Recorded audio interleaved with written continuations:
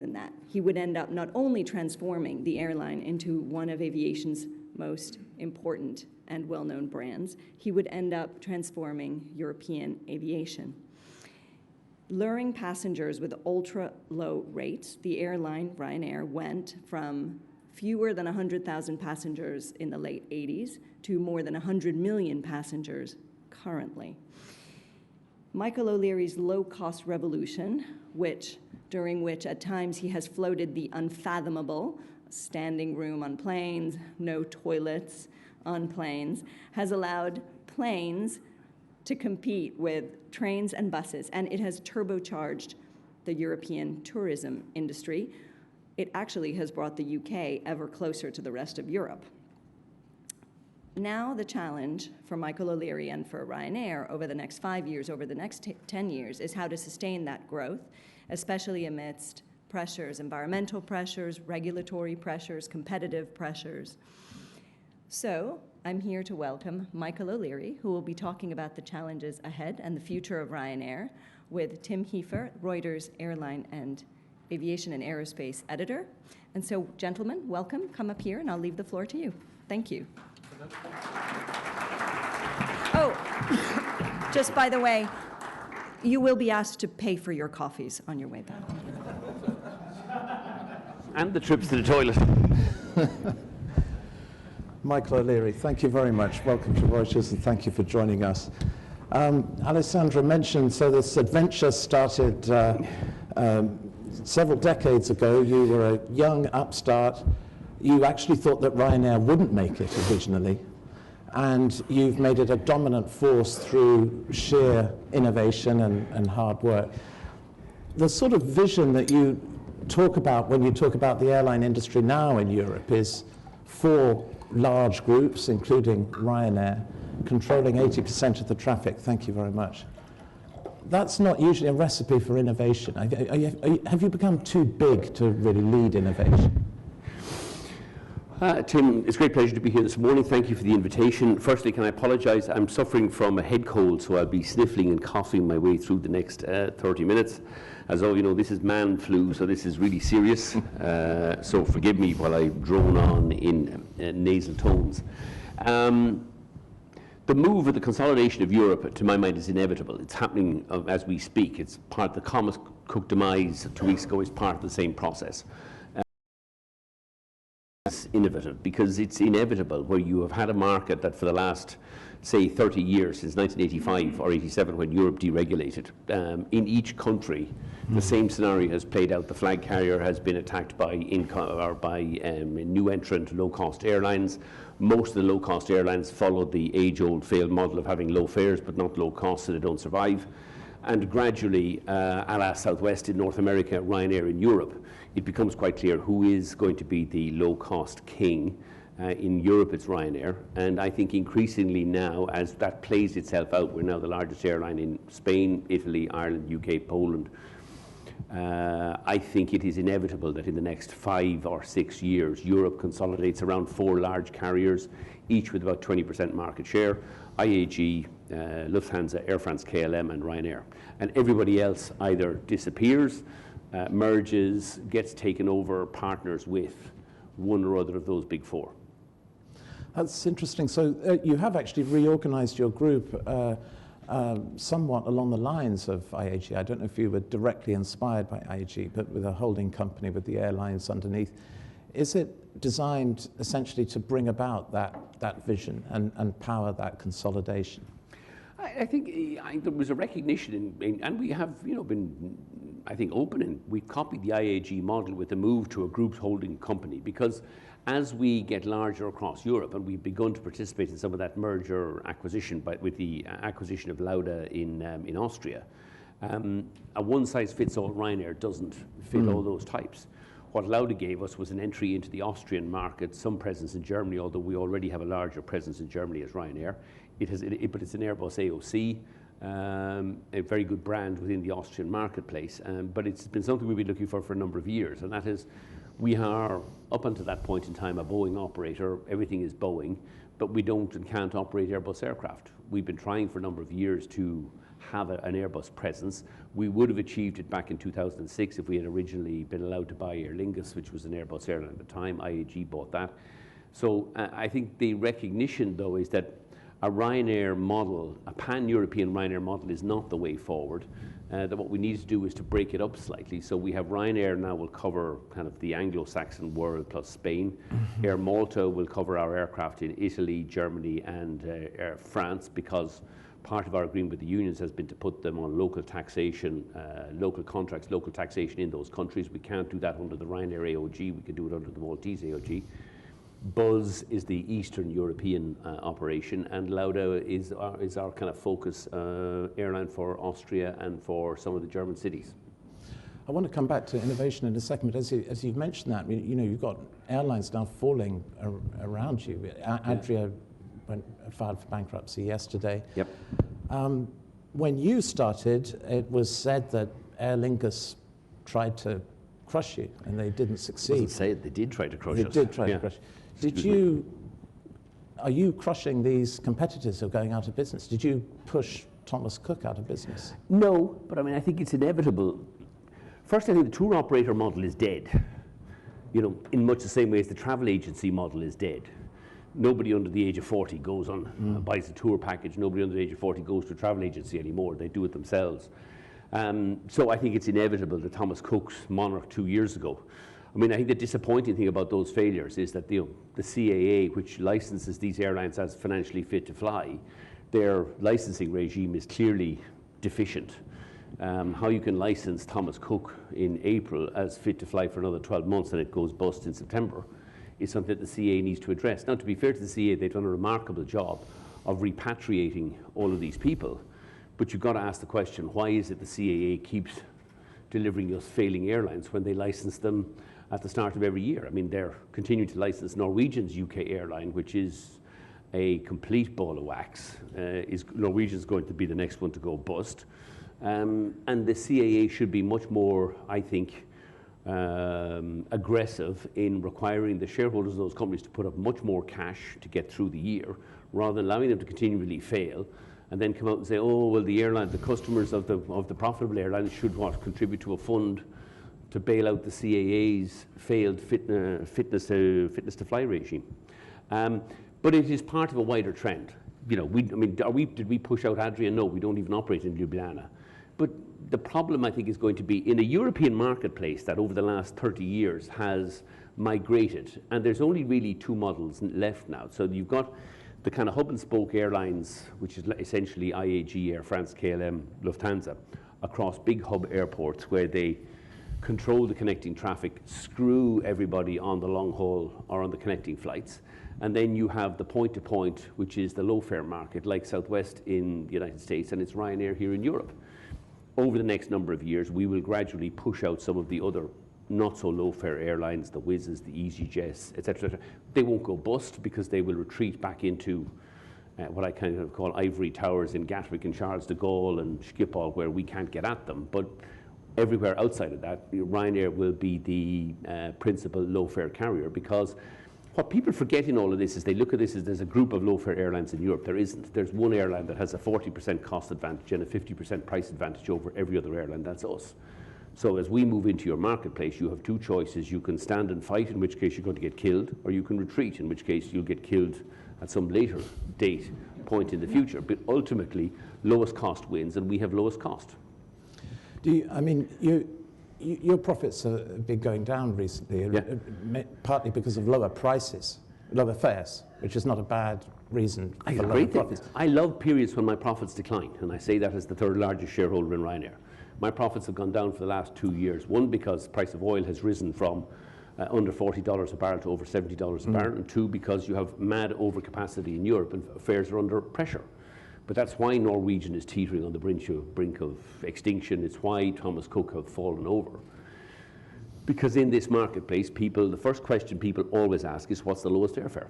So have you been able to raise your fares as a result of Thomas Cook and others going under? In fact, we're running around frantically at the moment trying to get more aircraft in for summer of 2020, because at the moment I'm short of aircraft with the MAX delivery delays. I'm trying to get more aircraft so that I can keep capacity in those marketplaces and keep fares low. I want to keep, I'm the only airline in Europe that wants to keep fares low for the next 10, 20 years. Everybody else wants to work out ways to put prices up. I want to keep it low. Does the disappearance of these airlines tighten supply, and at least to the extent that you have more visibility over fares going into the winter? I don't think we'll ever have visibility over fares. Remember, we're the ultimate, we're load factor active, price passive. So we don't almost, I don't say we don't care, but we will sell at whatever price we have to ensure that our average load factor is 96%. If prices are rising because typically oil prices are rising or because capacity has been taken out of the marketplace, we notice that and we kind of analyze those markets. Is there something happening in that market? We need to put more capacity in there. But all the time we're trying to keep prices low. And where we see a marketplace where prices are rising because maybe some capacity has been taken out of that system, we will go in there. Do I think, for example, the Thomas Cook capacity will get replaced? Actually, I don't. Now, only half the Thomas Cook capacity has been taken out because it's the UK airline that's gone bust.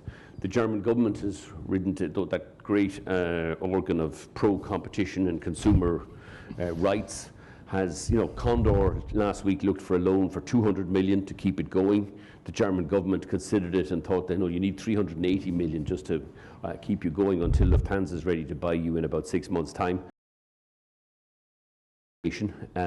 All of which will result in even higher fares in the German market to German consumers. And in the Scandinavian operation looks like it might survive as well, although Scandinavia is a basket case anyway. So only half that capacity has come out. But if you look at where that capacity is, it's in Palma, it's in Manchester, it's in Gatwick. It's in all of those airports and cities where you already have the presence of a lot of low fare capacity traveling to and from Spain, Italy, Portugal and Greece. So yes, there will be some additional scheduled flying into those marketplaces, but ultimately I think a lot of that capacity will be taken up by the scheduled carriers. I want to talk about something that perhaps might change your thoughts on load factor and prices, the environment. Sure. There's clearly going to be pressure for carbon taxes, possibly upward. There has been talk of having a minimum airfare in Germany. How do you see the environmental movement affecting your business? Has it surprised you? I don't think it has surprised us, but I mean, it is a challenge for the industry. You know, we are a polluting industry. You know, it's an industry, 30% of my costs go on fuel. But, you know, I don't need an environmental incentive to reduce my fuel bill. You know, I have a profit incentive to reduce my fuel bill. We are the greenest, cleanest airline in Europe. We have the highest load factors on the most efficient aircraft, burning the lowest amount of fuel, so we have the lowest CO2 emissions per passenger kilometre.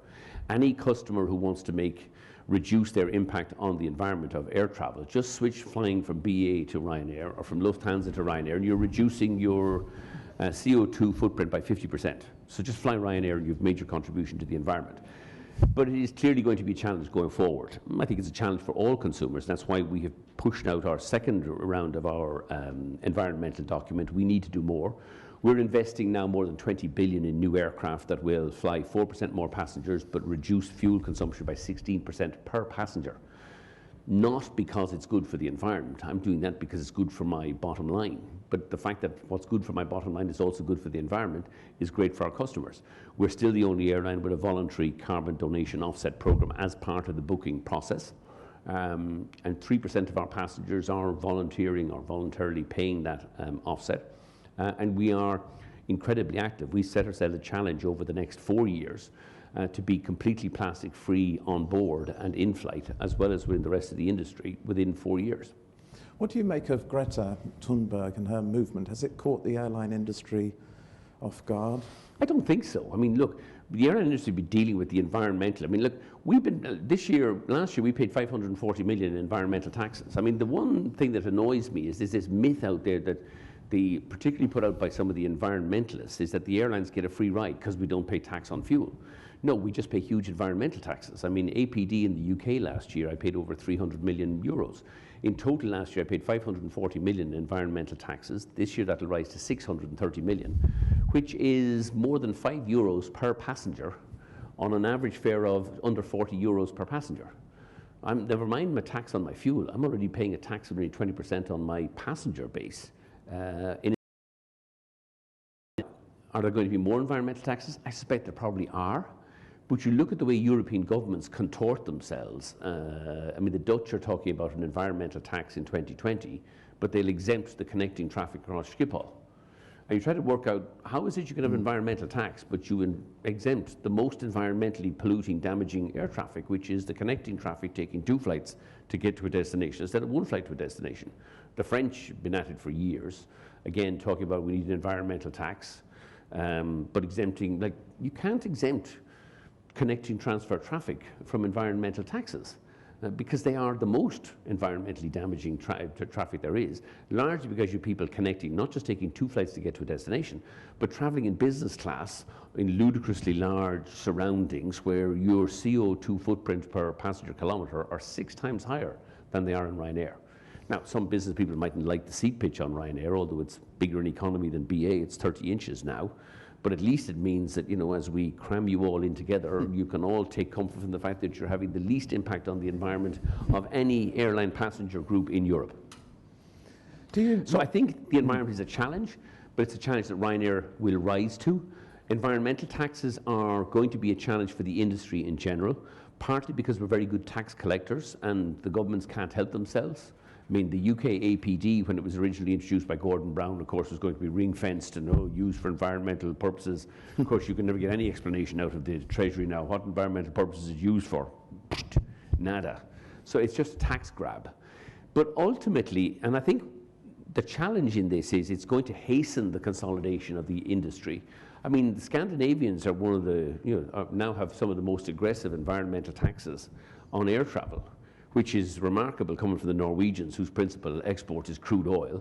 But that has done more damage to Norwegian and SAS's cost base and competitive up there, where both Norwegian and SAS lose money hand over fist, and no other airline has any interest in going to Scandinavia, because frankly, life is too short. If you not want to learn how to swim again, Godspeed. Don't you worry that your business model, in a way, put you on the wrong side of this argument, in the sense that it's all to do with stimulating traffic, especially when you start new routes, your famous $9.99 fares and so forth. You mentioned the Schiphol regulation. There is a sense that perhaps regulation is going to favour those types of network airlines and hit the low-cost carriers harder, because you're just an easy target. Regulation has always favoured the flag carrier legacy. I mean, that's why the flag carrier legacy airlines are doomed to fail. Because the regulators will keep protecting them while we eat their lunch. I mean, Alitalia is the last greatest example of how government protection regulation just is doomed to fail. 74 years of trading history in Alitalia. They made a profit only once in 74 years, which was the year that they sold all the subsidiaries into an Italian state company, the handling company and everything else, for so much money they actually made a profit in 1 year. And after that, they've resumed losing money every year. So I like competing with regulated, protected entities like Lufthansa. I mean, you look at Lufthansa, the purchase of Air Berlin. I mean, I was blocked 3 times from buying Aer Lingus in the early 2000s, where I was the largest airline in Europe and Aer Lingus was the 2nd largest airline. Now, Ireland accounts for less than 3% of Europe's total air traffic, but 3 times we were blocked from buying Aer Lingus because that would be the end of European air travel as we know it. It was a consolidation to monopoly. Yet when British Airways wanted to buy British Midland and Heathrow, run through on phase 1, no competition divestments whatsoever. And when Lufthansa remarkably wanted to buy Air Berlin, so they would move from 67% to 98% control or dominance of the German domestic air travel market,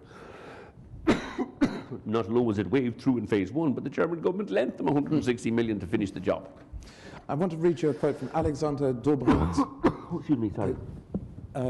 He's a lawmaker from the CSU, Angela Merkel's Bavarian partners. He said, €9 tickets for flights within Europe have nothing to do with market economics or climate protection. There needs to be a minimum flight price.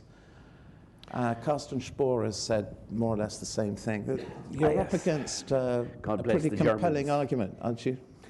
Look, I mean, I say Lufthansa wrote the speech for him. I mean, Lufthansa's kind of response last year to the chronic mismanagement of the Karlsruhe ATC centre was we should put a block on all growth at German airports. instead of actually just hiring a few more air traffic controllers. But I mean, Lufthansa, now that it has 98% control of the German domestic market, wants, we should have no more growth at the German airports, and we should have a minimum fare, of course, you know, because you're Germans. That's not the way the world works. You know, there's millions of people out there under the age of 30 and 40 who can't afford and don't want to pay 300 and 400 euro airfares. They can and do want to pay 20, 30, 40 euros for really low-cost air travel. Now, Lufthansa would argue, oh, well, we have Eurowings there, which is our low-cost subsidiary that's not quite so low-cost as they think it is, which is why it keeps losing money.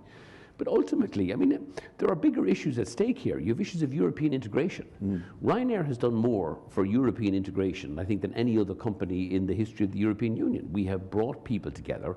We have made it possible for young people to travel all over, and old people to travel all over Europe all year round at fares that nobody thought were imaginable.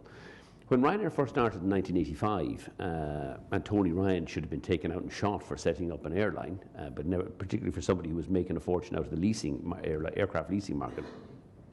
Aer Lingus used to regularly produce studies twice a year for the Irish government that said you couldn't fly lower than £209 between Dublin and London, because that was the, you know, without that, the end of civilization as we know it. And it was £209 unless if you didn't stay a Saturday night, because they just were carrying all the business people.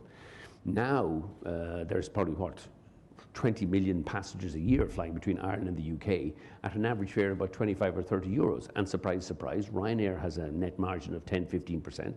Even Aer Lingus runs it profitably. And the same thing will apply in Germany. You can and you should. This is transport. It's not rocket science. It's not brain surgery. You don't need a minimum fare. You need to let the market decide. But if you give it to some German politician or Carsten Spohr, what you'll have will be Prussian reunification. You'll all do it this way. The minimum fare will be 400 euros, and Carsten will look like the world. He'll be the Bill Gates of the airline industry. Now, Carsten's a very bright boy. Like, Lufthansa knows it has a big monopoly. It knows how to run and manage a monopoly in Germany, and the way to do that is to get all the politicians out there. Let's block all the growth at the German airports, and let's put up we'll have minimum pricing. I mean, minimum pricing has been a phenomenal success in every industry where minimum pricing has been tried. You mentioned European integration, but one of the charges that's leveled against the industry is this concept of over-tourism, that you're just, you know, I mean, does that mean anything to you? Do you ever wake up and think, my God, I invented the stag party in Prague? Probably. But you'd be amazed at how welcoming Prague is towards stag parties. It's the hen parties that cause all the trouble. The stags are easy to manage. It's the hens who get completely out of control. I mean, yes, and there is no doubt that we do have cities in Europe that struggle under the weight of tourism. I mean, the obvious one is Venice. The tourism in Venice comes on big cruise ships, where they dump huge volumes of passengers in at a very short period of time over. Air travel tends to be more disparate, and actually the market works itself out in terms of air travel.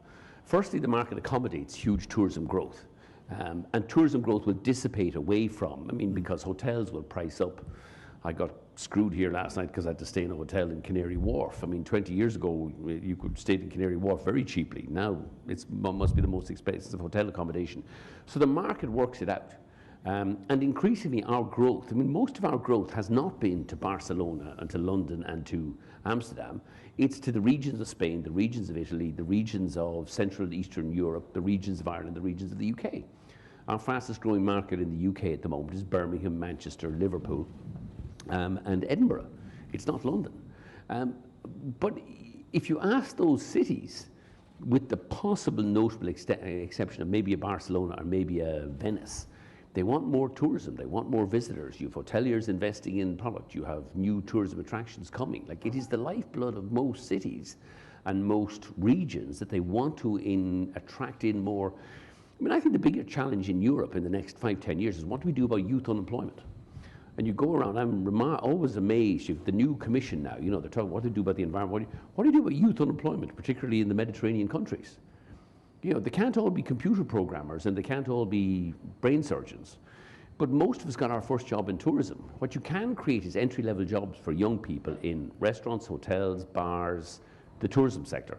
And Ryanair is a very good creator of, I mean, we have more than 2,500 routes into places in Sicily, southern Italy, Greece, the islands.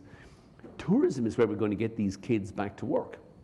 And I think, therefore, certainly into the regions, we should be encouraging and stimulating, incentivizing more tourism, because it's where you're going to create those entry-level jobs for young kids.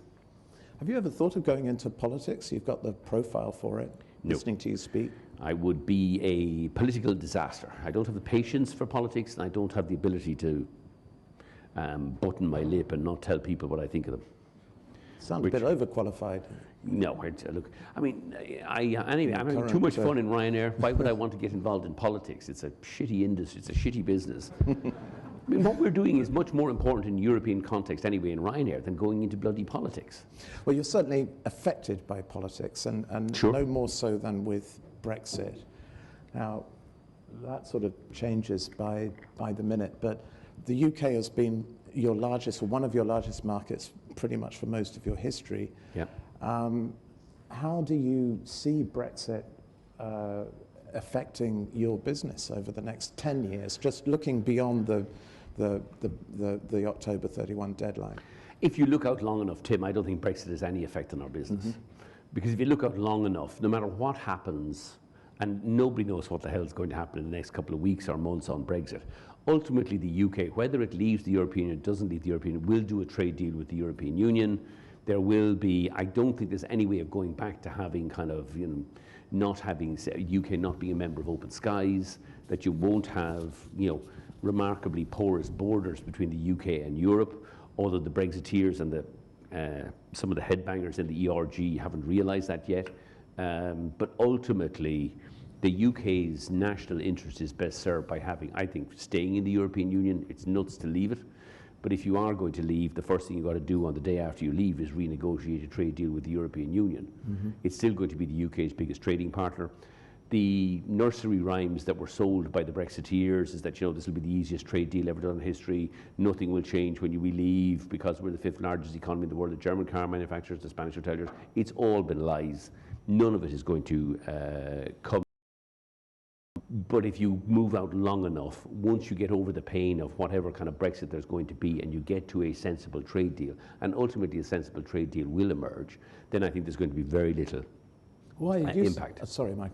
Go ahead. But why are you so confident that there will be a withdrawal agreement? What are you seeing that perhaps I'm not people are missing? I was going out 5-10 years. Okay. I mean, am I confident of anything in the next 5 to 10 weeks? No.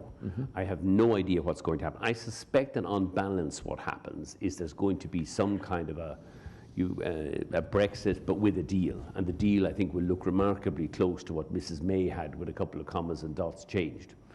And all the Brexiteers who are, you know, giving out about democracy, you know, and invalidating democracy, you all had a chance to vote for her deal 3 times and you turned it down. So it's a bit late now to be giving out about democracy. But ultimately, I'm a businessman. You know, all I care about is how can we continue to provide a service to people here in the UK wanting to travel to Europe and people in Europe want to travel to the UK. Brexit is a road bump. I mean, I think it's the greatest act of economic self-harm the UK has managed to visit on itself for a number of years, but over a medium-term period, it works its way out, because there isn't, I don't see any way you can have, I mean, if economic isolationism was the future, North Korea would be the world's greatest economy, and it clearly isn't. China would have been the world's greatest economy in the 50s and 60s, it clearly wasn't. Economic isolationism leads to failure. I mean, the history of economic development over many years has actually been open borders, moving away from restrictions on trade. Look at air travel. One of the reasons we got involved in the Brexit debate and the referendum 2 years ago was, you know, the kind of Monty Python-esque story, what has the Romans ever done for us? We felt it was incumbent on us, when, you know, and it was difficult to sell here in the UK, what's the European Union ever done for us? Well, low-fare air travel and roaming charges. They could get that. They couldn't get much of the rest of it because they were all kind of worried about the curves on bananas and all the rest of it. But actually, people like low-fare air travel. Low-fare air travel was brought about by the European Union, largely at the time led by an Irishman called Peter Sutherland, who was the competition commissioner at the time, taking on the vested interests of the legacy of the flag carrier monopolists, which was BA here, Lufthansa in Germany, Air France, Aer Lingus in Ireland, and breaking them up. The challenge is that we have nobody under the age of 40 remembers that it used to cost 209 quid to fly between Dublin and London. It used to cost 400 quid to go from London to Amsterdam. We've forgotten what it looked like 20 or 30 years ago. And so I don't think there's any way back for that. Ultimately, there will be, I think, a trade deal. The question is over what period of time. And I would hope that even now, I think it's very difficult to see Johnson wanting to be there. I don't think there's anybody who would want to be the UK Prime Minister who leads the UK out on a no-deal scenario. There will be food shortages, there will be medicine shortages. Dover and Calais, it's not the border between the North and the Republic is where it's all going to fall apart. It's going to fall apart in Dover and Calais. And I can't imagine that even Johnson would want to be the Prime Minister that visited that on the UK. What about the border in Ireland, though? You live about 50 miles, I believe, from the border.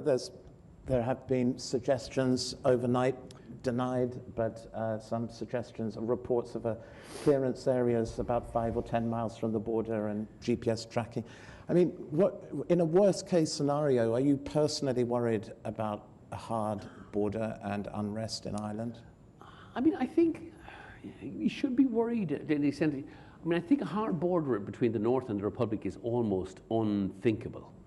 And yet it's going to be imposed on us by the UK and by Europe if there is a no-deal Brexit. I mean, a challenge of a hard border is once you start having, wherever it's going to be, once you start having border controls or border crossings, you'll have targets. And there's enough lunatics running around there that some lunatic either on the Catholic side or the Protestant side is going to start shooting at the targets. And there will be trouble again up there. Now, where that goes, I don't know. I mean, I'm not a politician. You know, we have had remarkable peace on the island of Ireland for the last 20 years. It has been one of the great success stories of, you know, the Blair Prime Minister, Blair's years in office. But again, people have forgotten it. You've forgotten what bombs in London and Birmingham and Manchester used to be like. Now, I'm not saying it's ever going to go back to that, but we should be very careful. I'm not sure how you can go back to checks, border posts, anywhere, either on the border, 5 miles away from the border, that won't ultimately become a target for a tiny minority of misguided individuals that suddenly see, oh, there's policemen there, there's army there, there's something. Somebody will start using it as targets. And then what the hell do we do then? Just finally on Brexit, you obviously were and are against it, but yeah. Can you see any upside, for example, in the scenario that Britain becomes a sort of a low tax economy, the sort of Singapore-on-Thames model? No, not possible. Look, the fundamental reality and the fundamental lie that the Brexiteers peddle over here is you can leave the European Union when we'll head off and do these wonderful trade deals with America, Japan, China, all the rest of it. You won't, because ultimately the first deal you will have to do because of its size and scale is with the European Union. And you cannot have a low-tax economy here and be a member or a part of the European trading bloc. I mean, it seems to me the best outcome you could hope for would be a kind of Norwegian-type solution where basically you pay into the budget, you obey all the regulations, and you free movement of people. You're not going to have a Canada-style agreement because the Europeans are not going to wear it. Like, the British have fundamentally, in my mind, underestimated the extent to which the Europeans will protect the single market. The single market, is going to be, and no German car manufacturer, no Spanish hotelier is going to alter that reality. And therefore, if you go off and do a deal on chlorinated chickens with Trump in America, although I don't think the UK would be able to even do that, you will then not have a trade deal with Europe. And I don't see any way forward for the UK economy or for the UK as a country without the first thing the UK will do, even if there's no deal on the end of October, is on the 1st of November, you've got to call Brussels and say, now we want to do a trade deal. And Brussels will say, fine, you can do a trade deal, but now you have no negotiating clout whatsoever, so you're going to pay us 39 million, you're going to sign up for the EU, you're going to free movement of people. So all of the three red lines that the Brexiteers have been rabbiting on about for the last God knows how long are going to perish on the 1st of November. It's madness, but unfortunately we're in that period of time here in the UK where there's a kind of political craziness going on and it just has to play itself out. Let's just talk about one of the current business challenges you face, obviously the late deliveries of the 737 MAX, which has been grounded. What's the latest you're hearing from Boeing? Sorry, excuse me. Get some water. The latest is, I mean, we expect the MAX probably to be certified return to fly to service in North America this side of Christmas. I think it will return, therefore, in Europe either this side of Christmas or maybe the far side of Christmas. I'm reasonably confident, therefore, that the MAX will be back flying for the summer season of 2020. The challenge for us in Ryanair is we have a backlog of 60 aircraft orders between now and summer 2020, and at our max capacity we can take delivery of about eight aircraft a month. So we're in continuous dialogue with Boeing. If it's back flying by January, February, March, we could take maybe 30, 40 aircraft for next year, but we won't be able to take all 60. If it's slightly later than that, it could come down to 30. Most of our planning at the moment is based on 30 MAX aircraft for next year. It will slow down our growth into summer 2020, which is a pity, because when opportunities come up like the failure of Thomas Cook, or if Norwegian goes bust in the next couple of weeks, we want to be able to grow faster, not slower at the moment. First priority, the aircraft has had an issue. It has 2 fatal accidents. The MCAS was clearly the issue. I mean, we've had our technical people, our pilots, our engineers all over the MCAS. Unusually, we are one of the only airline in Europe with 2 MAX simulators already installed. We're very happy with the safety of the aircraft, but we are working actively with Boeing and with EASA to make sure that this will be the safest aircraft in history as it returns to service, which is what it has to be. What about the compensation? Are you going to get a fleet of MAX 10 airplanes at a record low price? I mean, there is a continuing dialogue with Boeing over the cost that we've incurred to date. I mean, the losses that we have suffered by not having, some of those aircraft for the summer of this year. We can't really bring those discussions to a conclusion until we have some certainty when the aircraft's returning to service. As it does, I mean, I think we clearly are in a dialogue with Boeing. We're also in a dialogue with Airbus, but that's not going very fast at the moment, about new aircraft. But we have 200 aircraft on order, which is more than enough aircraft for us to take us out to 2024. So most of our aircraft discussions with both Airbus and Boeing is focused on fleet orders from 23, 24, 25 onwards, when we'll already be at 200 million passengers a year and have about 25% of the European marketplace. There will be opportunities there, but at the moment there's no pricing opportunities on aircraft. The MAX have been grounded, Airbus are pricing up, Boeing are pricing up because they have nothing to sell. And I think we'll have to wait for the next turn of the cycle. But there will be another turn of the aircraft cycle, value cycle, between now and 2024. I wouldn't worry. I'd have thought all over you. You would think so, but I mean, the reality of Airbus is they don't have any spare capacity themselves. Like the Neo has been a very successful program. Their order book is full out to 2024, and their main competitor, Boeing, hasn't delivered a narrow-body aircraft for almost, 6-9 months now. You know, now is not the time for Airbus to be reducing prices. It's the time for Airbus to be increasing prices. Well, at least that's what Airbus think. But they don't have enough. They can't magically create more production. But it's where opportunities crop up out of things like the failure of Thomas Cook. We're talking to a number of the leasing companies about taking some of those Airbus aircraft, put them into Lauda for next summer. Could we accelerate the growth of Lauda? Yes, if we can find the pilots. And again, things like the failure of Adria, the failure of Thomas Cook may create has created a surplus of pilots. The question is whether we can recruit them and train them quickly enough in time for summer of next year. So all of those opportunities are available to us, which is why I think the Ryanair Group will continue to trade strongly over the coming years, plus or minus pricing and fuel. Just lastly on that, your mantra, and from your mentor, Herb Kelleher in the United States, was single type fleet for a low-cost airline. Do you think that the MAX crisis, and in fact the general problems that the aircraft and engine makers have in delivering on their promises, has that made you rethink that at all? I don't think so, not really. I mean, look, we have now 450 737s in the fleet. We have another 200 on order. We're going to grow to about 550, 600 aircraft, 737s in the next 8-10 years. I think it would be wrong for us, though, to close the door on Airbus. I mean, the great joy of Lufthansa is that Lauda investment last year was it's created... You're planning to buy Lufthansa? No, it's cheap enough, but it'd be a bit of a distraction at the moment. I think that one of the opportunities we've had with Lauda in the last year was actually the sweet spot in terms of aircraft valuations in the last 12 months has been second-hand CEOs. Because the Airbus Neos, which is the re-engined A320s, have been so successful, lots of leasing companies are taking back 8-10-year-old CEOs, which is the classics, which are not as fuel efficient. I mean, we've been signing up When we bought Lauda from Lufthansa, out of Lufthansa, Lufthansa had stiffed it with 10 aircraft, 10 Airbuses. They were charging over $400,000 a month, which is why Lauda lost so much money in the first year. We've replaced that fleet now with a fleet this year of 22 A320s. The average lease rental is under $200,000 a month. So I think, I mean, there's things with Herb I've disagreed with over the years, and one of them is, you know, you shouldn't get the dogma of only having one aircraft type. Doesn't really work. If there's opportunities that gives you a lower cost aircraft, but it means a second type, then fine, but you need it through a second AOC, because you don't want to have two aircraft types on the one AOC. Okay. All right. All right, so let's just open up, see if there are any questions from our audience here. Do we have a microphone?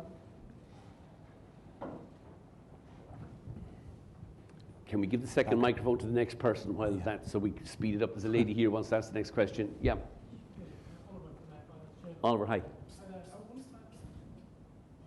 wanted to follow up on that, the MAX problems. Yeah. Are you deferring the phase out some of your existing aircraft, or I know you sort of sell older 737s? We'd originally committed to sell 10 of our older 737, the NGs, this winter. We've actually done a deal with we sold with GCAS. We're keeping 7 of those now for next summer through to next summer. So we'll deliver 7 of those 10 to GCAS in the winter of 2020. We're also extending some of the aircraft that are coming off lease at the moment. We're extending those leases there's another, I think, 7 or 8 aircraft we're extending leases for another 12 months. So we'll get about 15 of our aircraft shortage next summer will be made up by us postponing aircraft sales and extending leases. Can I ask one last question? Sure. What does that mean for your financing? Do you need to raise money next year? Because obviously it's a slow. I mean, our financing, we're very well financed. We have, but next year we're into peak capex. I mean, capex next year, gross capex will be of the order of about 2.2 billion. Most of that will be internally generated, but I think it's unlikely next year we'll have a share buy. We do share buybacks each year. When we normally our cash flows, if you've profits of $1 billion, $2 billion, $3 billion, we've cash flows of about $2 billion, $1 billion on share buybacks and $1 billion on capex. Next year we'll have about $2 billion on peak capex. So I suspect there'll be no share buybacks next year. And no bond issues? I don't think so. We've no requirement to issue any more bonds. I mean, at this point in time, I still have next year about $300-400 million of older Exim debt, which is now, I mean, remember when we first did it, it was kind of 2.3% a year. It seemed like the cheapest money in history. Now it's the most expensive debt we have, so we'll be retiring or paying down that debt next year. Victoria. Thank you. Victoria Moores with Air Transport World. First question is on the MAX again. You're expecting that around Christmas things are going to move forward. At what point are you going to have to take that call and cut more capacity, more bases, defer more pilots, if it doesn't get flying again by Christmas? And my other question is about your new role. How is your role different now, and sort of how do you see that progressing? Thank you. How sensitive are we on? I think if the aircraft is back, returns to service in North America pre-Christmas, we're fine. If it returns to service up to the end of January, then we won't have to alter our summer 2020 plans. If it runs much later than January, and probably the end of February is about the end of, if it's not back returned to service by the end of February, excuse me, I think then we'd have to look again at our summer 2020 capacity. That might involve more cuts and some more job losses. But at this stage, I think that, I'd be reasonably optimistic that the MAX will be back flying for the summer of next year, both in North America and in Europe.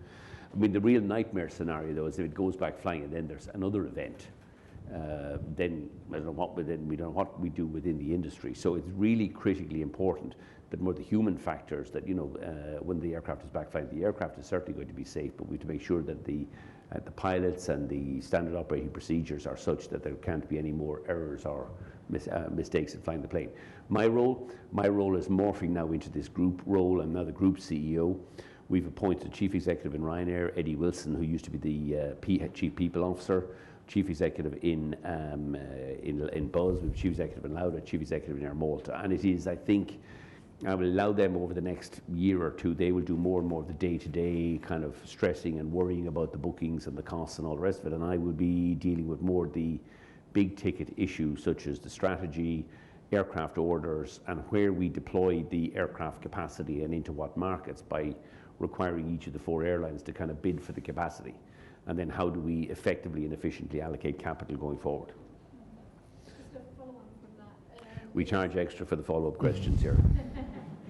Follow-on from that is, when we spoke previously earlier on this year, you thought there was going to be potentially another acquisition to the holding company before the close of 2019. When do you think we might see you acquiring something else? I'm not sure. I mean, unless Malta would have been that acquisition. Like, we have no plans to do any more acquisitions. I'm not in the M&A space because generally anything you could buy in Europe has a higher cost base than my cost base, and it has a lower margin than my margin. So, you know, we have 200 aircraft on order. That's sufficient capacity for us to grow from 150 million passengers this year to 200 million passengers plus by 2024. I think we will participate if there is further M&A in competition divestments. I see some opportunities coming up out of that, but that's about it. The Yes, sir. second row here. A lady over there at the pillar. Awesome. Sorry. Thank you. It's Graham Hiscott from the Daily Mirror. I've just got 2 quick questions. Both actually Thomas Cook connected. Do you think the failure of Thomas Cook was down to management incompetence, or was it factors beyond their control? And I wasn't quite clear on your answer earlier, but whether you'd be interested in slots that will now be available as a result. I mean, look, the failure of most companies is due to management failures. I mean, ultimately, there's good management, there's bad management. But I think it's a model. I mean, the whole tour operator model is finished. Now, does that mean all the tour operators, TUI's going to go bust tomorrow? No. But increasingly, as you have, you know, the traveling public, people under 40 don't buy packages, they don't go to travel agents, don't do tour operators. As they get older, I think the tour operator model will continue to come under pressure as we expand. I mean, Ryanair is now the largest airline in Spain, in Portugal, in Italy. I mean, as we continue to expand in those markets, why? The tour operator model only ever worked in a market where you had monopoly legacy carriers charging outrageous scheduled airfares. And so you had an outrageous scheduled airfare, the tour operator arrived in, they had a lower airfare, but it was hidden in a package with accommodation and transfers. It's exposed once you move into a marketplace now where the internet allows you to disintermediate. You can put together a low airfare, low cost accommodation, Airbnb, whatever the hell else it is you want. You can do your own transfer, taxi to whatever it's going to be. Nobody wants to. People under the age of 40 don't want to be told, show up on a Saturday at 5 a.m., you're going for 2 weeks, you're coming back on a Saturday. We don't travel like that anymore. And that's been the success of the low-fare air travel explosion in Europe over the last 20 years. So the package market, I think, is screwed. It's over. They're a bit like, you know, whoever was making the last shoes for horses when there were horse-drawn carriages. There was some good, well-managed horseshoe company, but ultimately, even they went the same way as well. And that will happen to the tour operators here in Europe. Europe will remain a low-fare, point-to-point operation, and people will certainly, as the older generation dies out, and the Brexiteers eventually all die away, the younger, more progressive, enlightened people become older. You know, we will all vote to remain in the European Union. We'll all vote to travel frequently between the UK, Italy, Spain, France, and Germany. Young lady over here at the pillar. Yeah, hi, Catherine Upson from BP. I was wondering if you see a future for Biojet in the European airlines to help reduce carbon emissions? I do. I mean, I think we have to be very, there's a great future for battery technology, biofuels, anything we can do that will reduce the kind of, you know, our reliance on carbon-based fuels, but it's some years away. You know, we need more technological innovation going forward. The challenge, though, in the development of those fuels is I would be reasonably bullish, I think, or it depends on your view. I think the long-term oil prices are going to be in decline for the foreseeable future. It's clear US shale is now the swing producer. I mean, all of the people who are telling us that we'd passed peak oil in 1985 or 1990 have all been shown to be completely wrong, which is why I think a lot of the environmentalists will, in a number of 10 years' time, be shown to have been completely wrong again. Human ingenuity usually counteracts all of these kind of futuristic forecasts that says the end of the world is nigh. I am a great believer in going back, always track back to, you know, The Life of Brian, which is one of the great movies of all times, but there was always some idiot in the marketplace going, repent, repent, the end of the world is nigh. And yet human ingenuity finds a way around all of these issues. So I think the challenge for us in developing battery technology, biofuels, and those alternative fuel supply is going to be, I think, the declining cost of fossil fuels for the next number of years. But that won't stop Ryanair continuing to invest very heavily in new engine technology that's going to reduce our fuel consumption by 16% per passenger. And I think, I mean, that we are already the greenest, cleanest airline in Europe, and yet we're going to reduce our emissions by between 15 and 20% over the next 10 years with that capex. Yes, sir. Hi, it's Ed Cropley from Breaking Views. You've spoken a lot about, especially young people in Europe who can't afford to pay more than 30, 40 euros for flights. And yet you yourself have got a bonus package that might net you as much as 100 million euros. I think it's in the next 2 or 3 years if the company hits certain targets. No, 5 years. 5 years. Yeah. Is such an enormous sum of money as your bonus, with hindsight, is that? I think the answer to that question is yes. But then I would say that. So what I've done, I mean, the board wanted me to sign up for a 5-year period. They have my basic pay from $1 million to $500,000 a year. They have my bonus from $1 million to $500,000 a year. Don't cry for me, I'm only on $1 million a year going forward for the next 5 years. So I took a 50% pay cut. Why? Because I wanted to. My pitch is, if I double the share price and I double the profits over the next 5 years, you give me, I think I get share options over 10 million shares. And if it all works out swimmingly, I'll make 100 million over that 5-year period of time. If I don't double the share price or double the profits, I don't get anything. And yes, it's fashionable there on executive pay to be out, oh, it's ridiculous, oh, you shouldn't be paid. I'm not being paid anything. If I double my investors, I have yet to meet a shareholder in Ryanair who hasn't said, if we double the share price to $20 over the next 5 years and we double the profits from $1 billion to $2 billion a year, will you sign up on, will you give me 10 million share options? There's a long and orderly queue form to give me the share options. I contrast it though, and I think the problem with this is it's an easy win for kind of the media on executive pay. I contrast it to Premiership footballers. Like, Premiership footballers are making 15 and 20 million a year, regardless whether they get injured, show up for work, don't score, score, don't score. And if some Premiership footballer in months of the year is worth 20 or 25 million a year, I think the shareholders in Ryanair think they're getting a reasonably good deal, giving me share options that might net me 100 million over the next 5 years, or they might net me nothing over the next 5 years. The difference between me and a Premiership footballer is if they don't score any goals for the year, they still get paid their 20 or 25 million. If I don't double the share price or double the profits, I'll get nothing. And so I think we need to have a much more balanced. What I like about my package for the next 5 years is it aligns me entirely with my shareholders. I only get paid if I double the share price.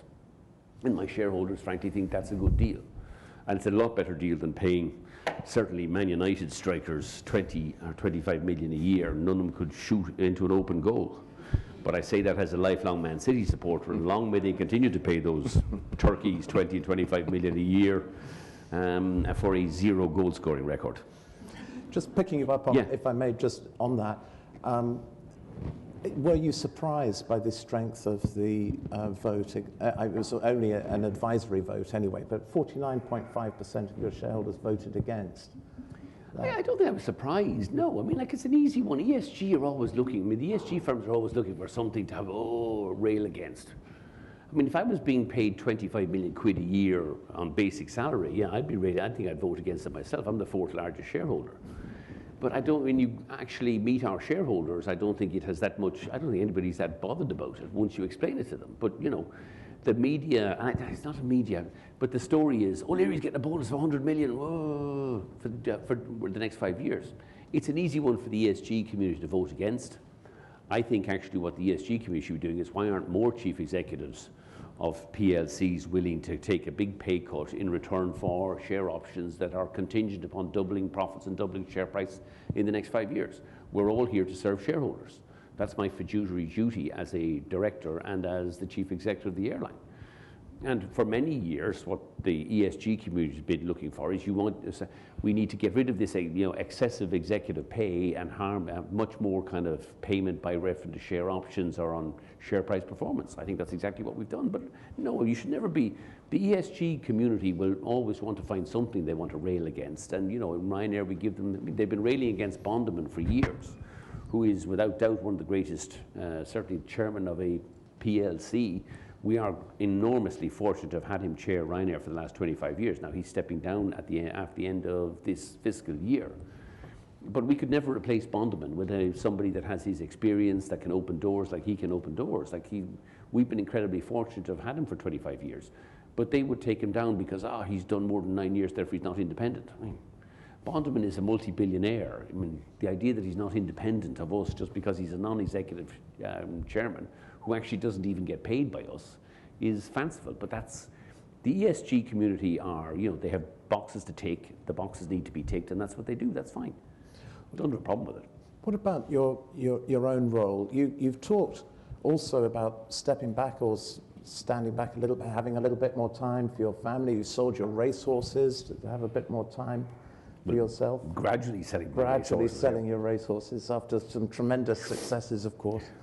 Are you spending less time on the airline? Do you expect to stand back a little bit more?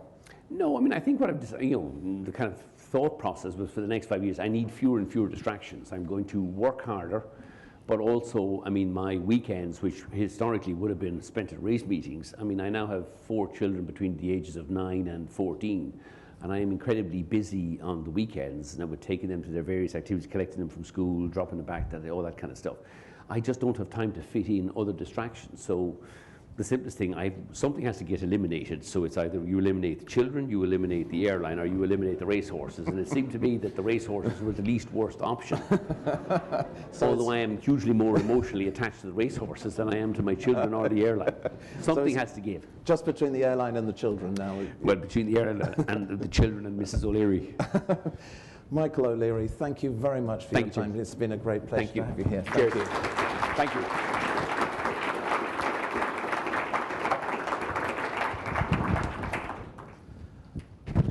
Okay, thank you. Thanks, Tim. Just got to take this thing off.